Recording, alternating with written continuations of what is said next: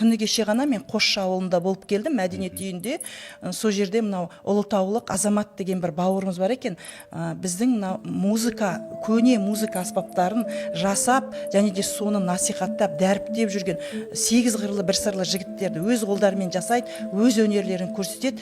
Бірақ өкініштісі ол кісілерді ешкім білмейді. Былай қарағанда бір қаланың, енді Қосшы деген қала ғой, қалалық деңгейде біз ананы арнайы іздеп бардық, көрдік те таң қалдық, тамсандық, жүрегіміз ауырды. Шын айтқан кезде ойладым, мынау құндылықты неге бізде тек барлық республика ғана емес, әлемдік деңгейде шығаратын жігіттерде мынандай жаңағы протокол деген дүние бар да, бізде протоколға сай болу керек деген. Шын мәнінде ол қазақтың құндылығы, ешқандай протоколға сай. Керісінше осымен біз мақтануымыз керек. Ертең болатын сол көшпенділер ойынының осы біздің ұлттық, біздің аспаптарымызды көрсетуіміз керек. Ертеңгі Наурызда осы жігіттердің өнерін көрсету керек. Енді сұрап отырсақ, олар сол кішкентай ғана орталықта екен, неге осындай орталық Астананың төрінде жоқ?